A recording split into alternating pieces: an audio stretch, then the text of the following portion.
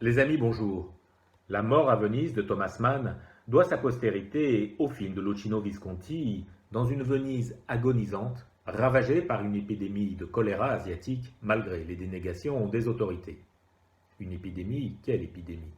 Le sirocco est-il une épidémie? Il faut le dire d'emblée. Les amateurs de textes légers et primes sautiers en seront pour leurs frais.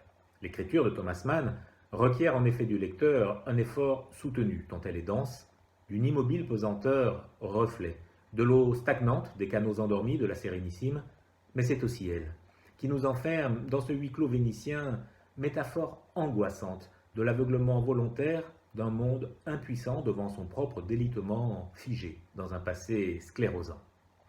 Thomas Mann avait confié à Visconti, je cite, l'histoire est essentiellement une histoire de mort, mort considérée comme une force de séduction et d'immortalité. Et l'auteur ne trompe pas son lecteur, qui nomme son personnage principal Aschenbach, qui signifie dans la langue de Goethe ruisseau de cendres.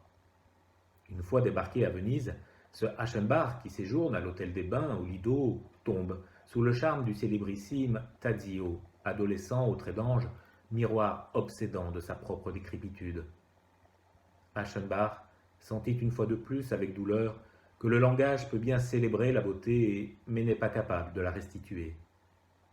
Car l'ambiguïté s'installe au fil des pages, et Aschenbach a beau s'abriter derrière les références littéraires de la Grèce antique, sa fascination pour Tadzio, d'abord d'ordre esthétique, cache de moins en moins des inclinations plus terre-à-terre, au point qu'il en vient à le suivre dans les rues de la ville dévastée par le choléra, jusqu'à l'inéluctable épilogue.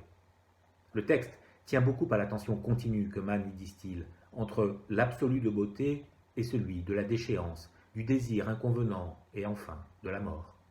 Ce jeu de va-et-vient doit aussi beaucoup à Venise, idéal décor de fin du monde, celui d'une belle aux murs lépreux, aux odeurs fétides, qui inexorablement s'enfonce dans la lagune.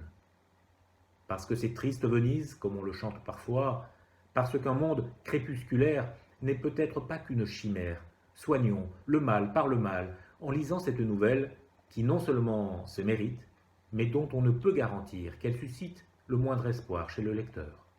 Alors, bonne lecture.